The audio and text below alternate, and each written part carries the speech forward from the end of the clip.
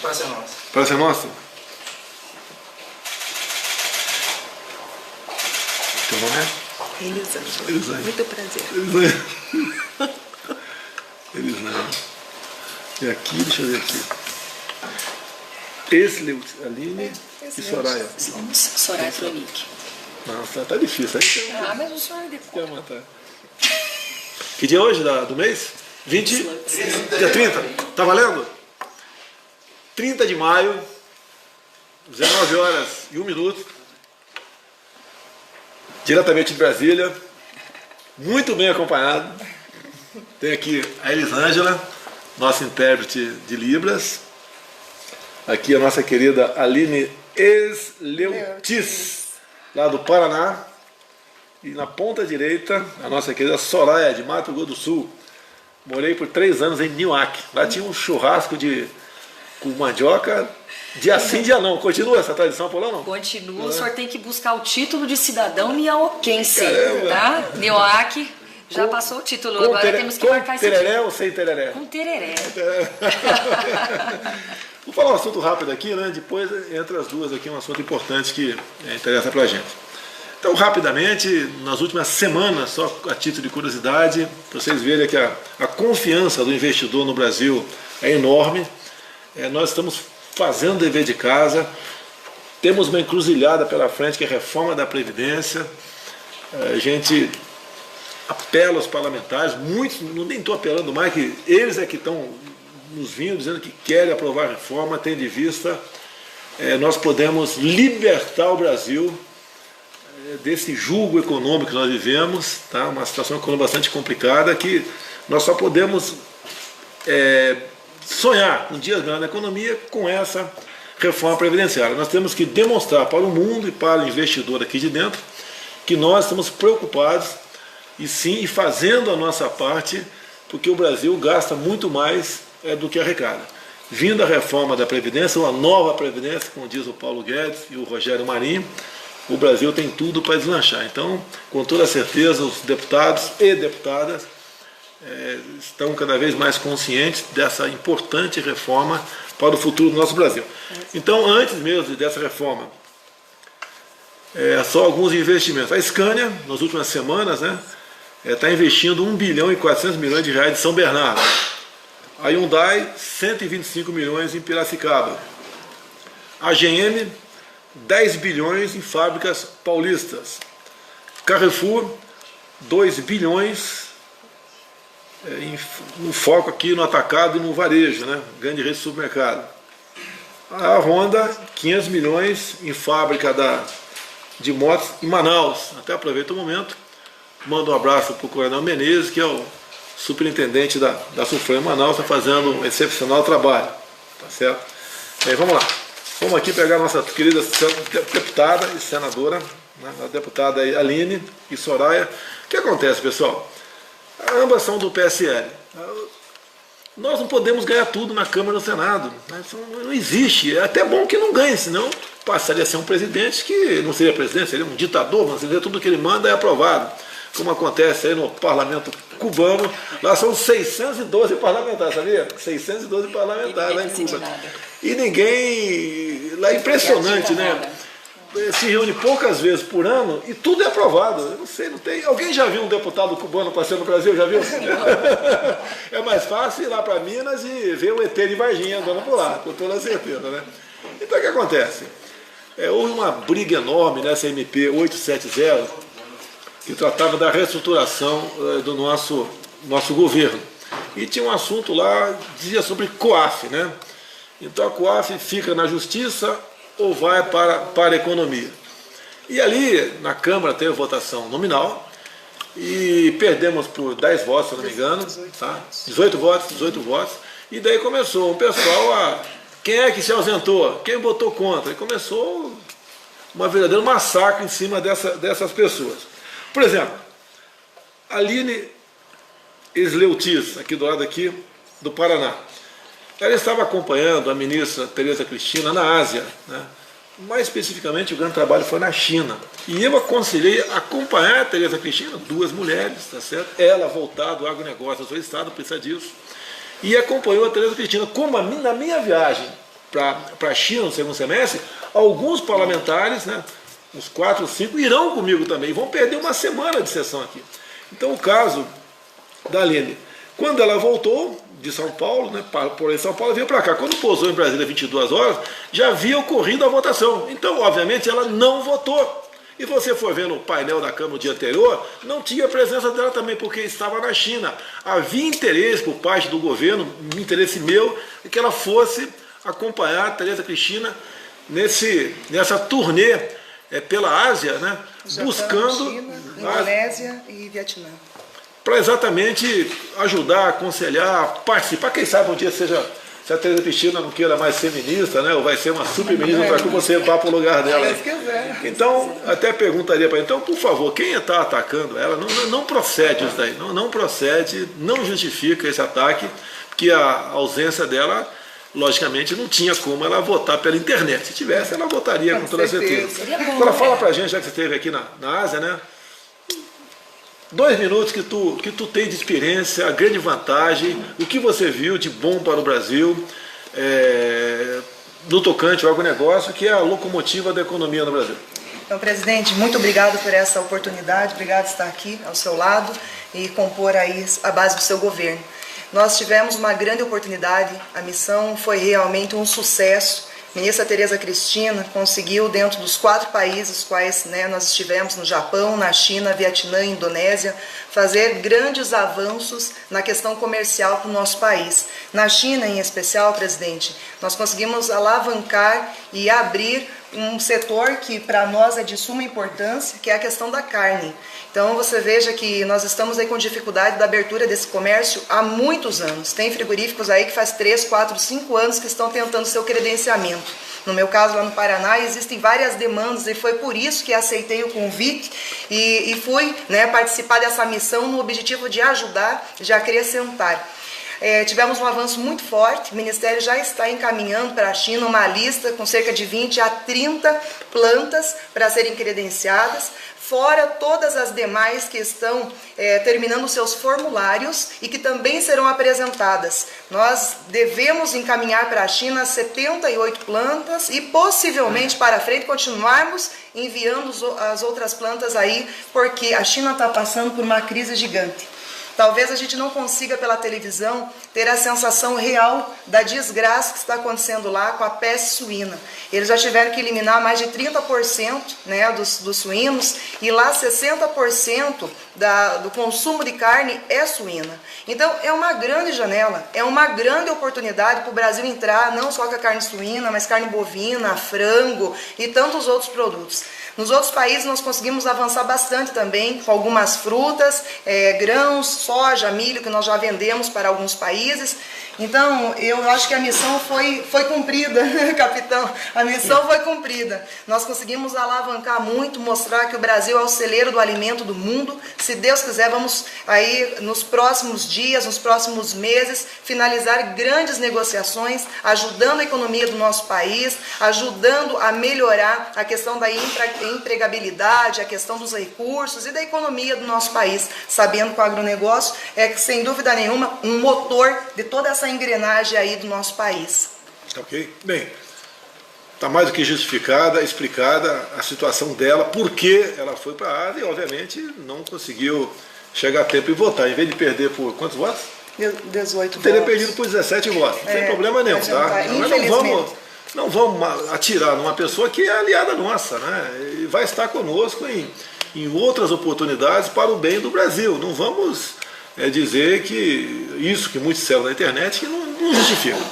Vamos voltar aqui agora a Soraya, Mato Grosso do Sul, senadora. A MP foi para o Senado. Tá? E o que aconteceu? Decisão do governo, minha.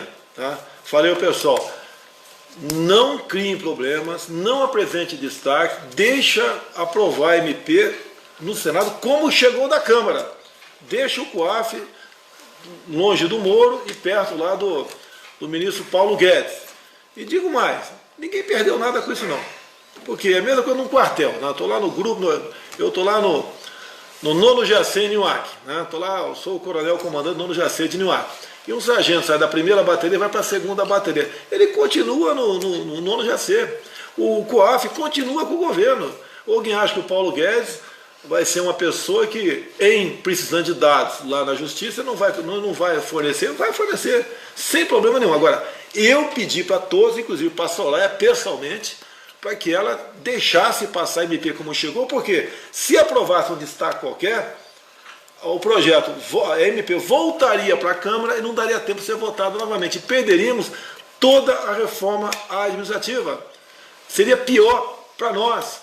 E aí a votação lá é coisa mais esquisita ainda, né? O que é comum? O presidente da Câmara, do Senado, acontece na Câmara também, levanta quem concorda, permanece como se encontra, quem não concorda, levanta o braço. Pô, muita gente levantou o braço. Na Câmara, em média, lá, quando tem uma votação dessa maneira, 60, 70 levanta o braço. Então, se for contar todo mundo, primeiro que o presidente não vai saber o nome desses 70 que estão lá, pode saber de metade, né? Todo mundo vai saber. Vai ter gente que sabe, quando a votação é simbólica dessa maneira, como regra, é para ser, já sabe que vai decidir no final. Então, houve a contagem no Senado, algumas pessoas levantaram o braço, a CD contou para lá, e não contaram a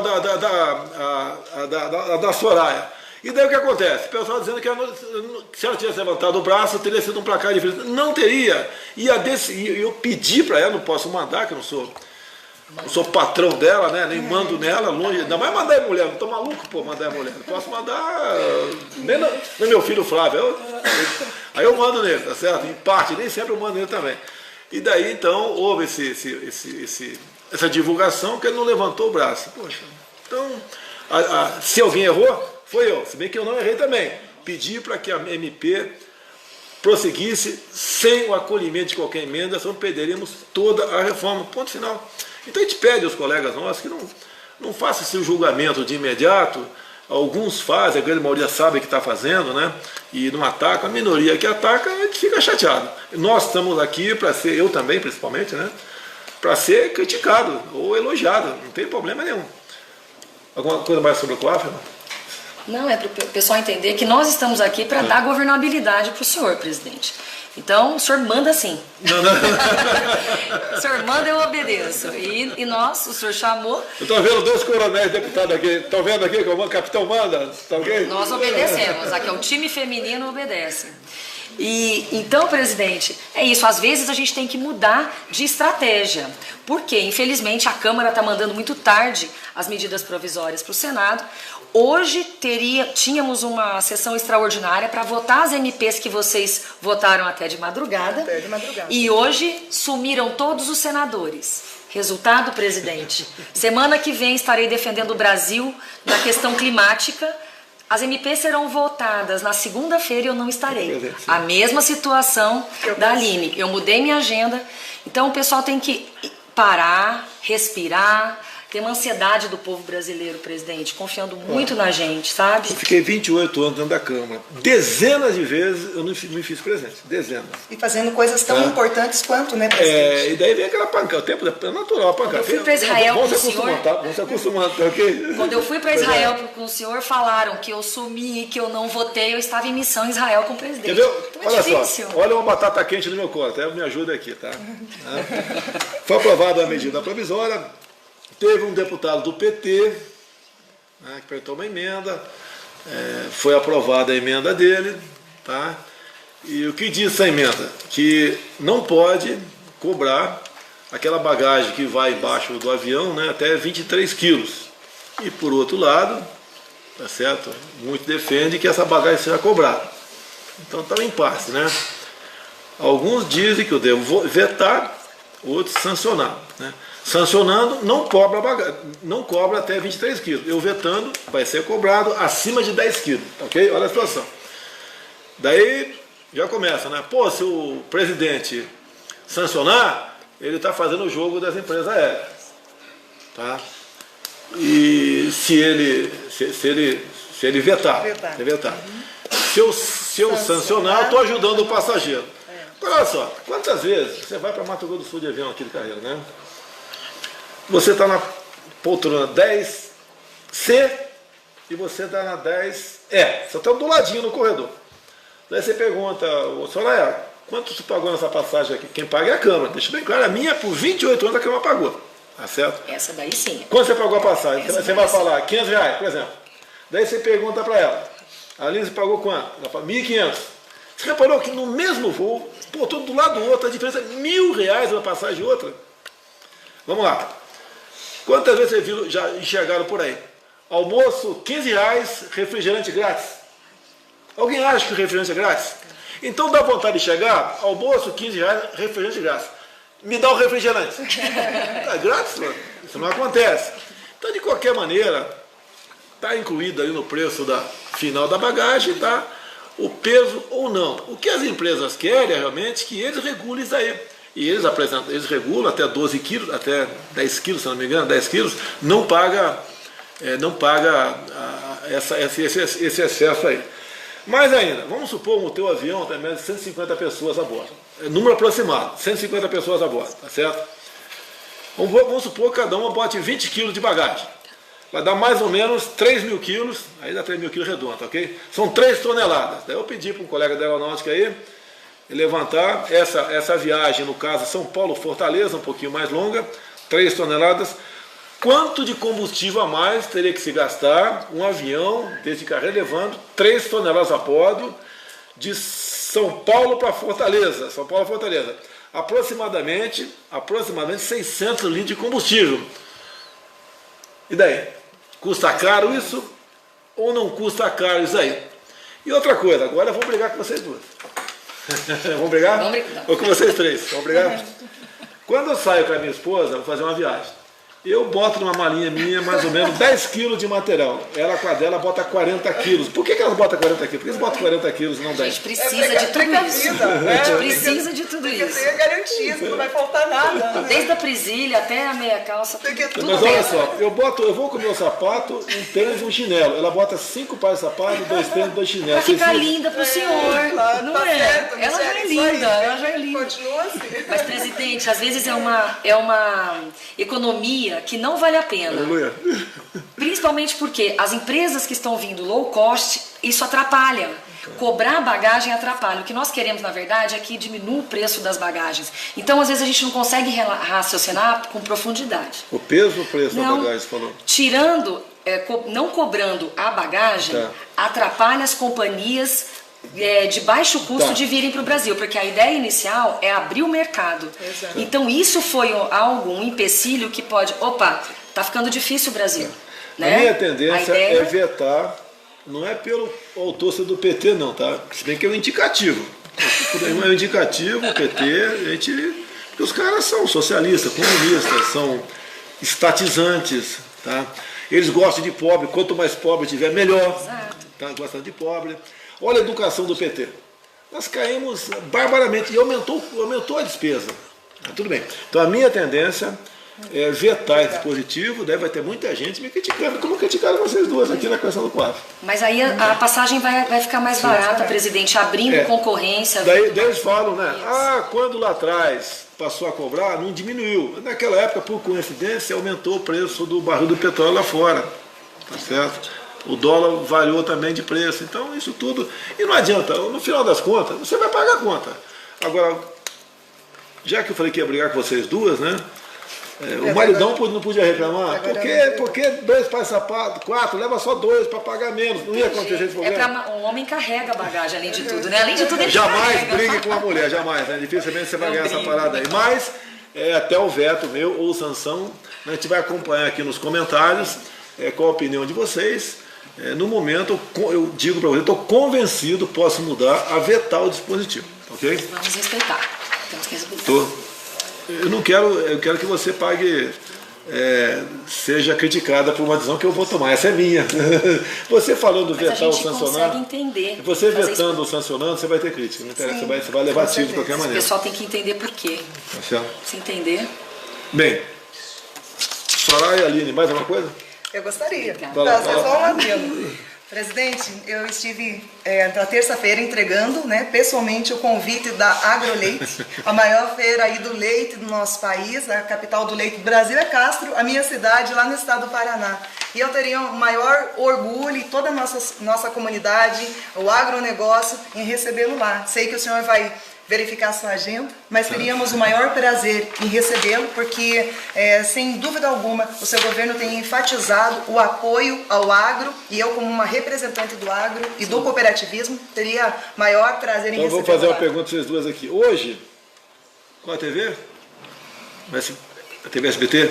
No SBT hoje, eu vou assistir a Praça é Nossa. A Praça é Nossa. Praça é Nossa. Eu não quero falar aqui qual é o quadro que eu mais gosto, porque pode pegar mal. Mas, depois do Carlos Alberto de Nóbrega, que teve aqui a semana, foi homenageado. Esteve conosco, eu fui lá, dei um abraço neles. Foi lindo. Tá? E tem um programa do Danilo Gentili, é isso? Tem. De noite. É isso mesmo? Vocês vão assistir o programa hoje ou não? Lógico. Por quê? Porque o presidente vai estar lá. O presidente que está lá. Pessoal, Audiência total, 100%. Depois da Praça é Nossa, um programa maravilhoso. Depois do Palmeiras e Sampaio Corrêa também. Palmeiras e Sampaio Corrêa, se não me engano, às 20 horas. Depois da Praça é Nossa, um programa excepcional do SBT.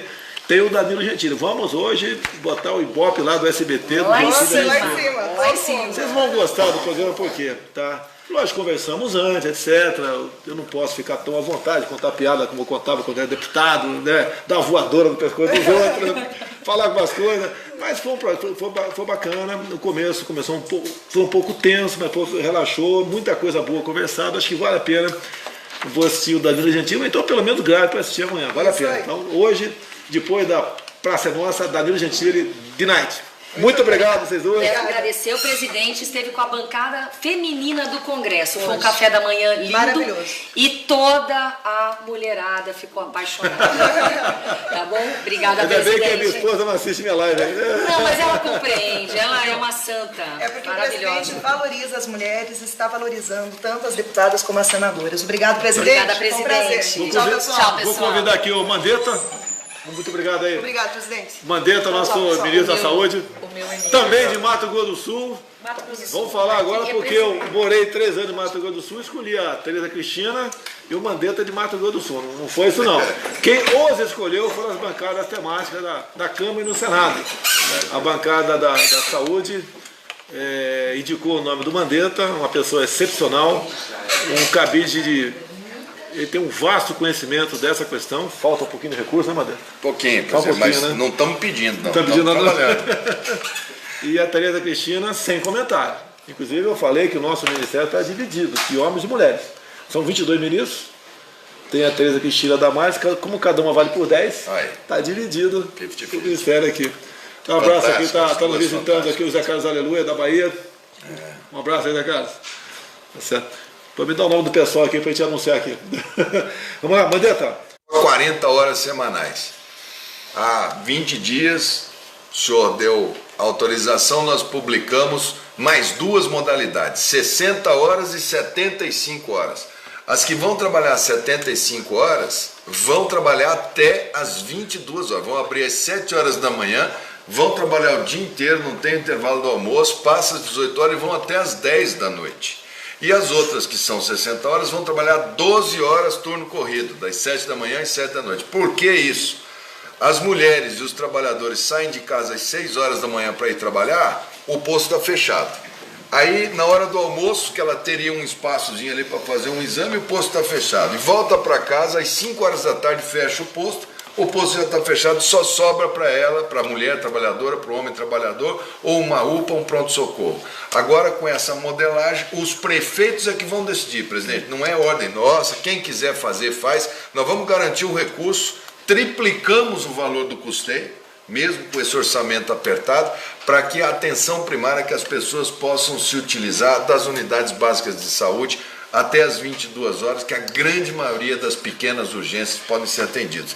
Em uma semana de que nós publicamos a portaria, presidente, 400 unidades de saúde já pediram habilitação, principalmente no Nordeste. Então fica aqui o chamado para os prefeitos, para que eles se apropriem da política, que ela pode ser, ela garante mais acesso, mais tempo de oportunidade para fazer o preventivo. E outra coisa, presidente, sua orientação, gestante não tem fila, a oportunidade chegou, é gestante, passa na frente, tratamento odontológico passa na frente, pré-natal de qualidade, vacinação passa na frente, enfim, um bom começo aí de acesso em atenção primária. Da carência de recursos, né? Criatividade, presidente. Tá certo. Economizamos em medicamento, economizamos em propaganda, economizamos em diária, economizamos em passagem, jogamos os dinheiros todos para atenção primária. É coisa séria. Eu passei por uma cirurgia bastante complicada, fiquei 4 meses com bolsa de colostomia e tomei conhecimento que quase 200 mil pessoas no Brasil usam a bolsa de colostomia. Na verdade, não é bolsa, né? A grande maioria, mais de 90%, usa um saco plástico e não aquela bolsa que eu usei do meu lado. Então a gente sabe que a saúde é coisa séria. E você visitou alguns hospitais lá no Rio de Janeiro, fiquei sabendo, também no norte. Normalmente de noite, sem avisar, tá. para ver até como é que tá funcionando. até não é por maldade, não, é para ver como é que funciona sem estar preparado, né? Porque às vezes quando a gente avisa que vai... Tá certo. Bem, um minuto, o Naban esteve comigo em Petrolina e Recife, né? Um encontro de governadores do Nordeste, até nós anunciamos pessoalmente lá de novo a questão do 13º do Bolsa Família. E um minuto, Naban, se for possível aqui, a titularização das terras da reforma agrária. Fala pra gente aí. Pois é, essa é uma meta que o presidente Bolsonaro determinou para não só fazer como foram feitos aí em governos passados, uma politicagem, uma exploração ideológica em cima de assentamentos aí na questão da reforma agrária. Esse governo tem como prioridade dar o título de propriedade a todo o assentado que cumpre a sua função, que está lá produzindo, mesmo com dificuldade, mas todo aquele assentado passará a ser efetivamente um proprietário rural. Consequentemente, ele vai ter linhas de crédito, porque ele tem o seu título de propriedade. Mas nós não paramos só aí, não. Nós também vamos dar para aquele assentado que recebe o seu título definitivo, também um crédito para ele construir a sua casa.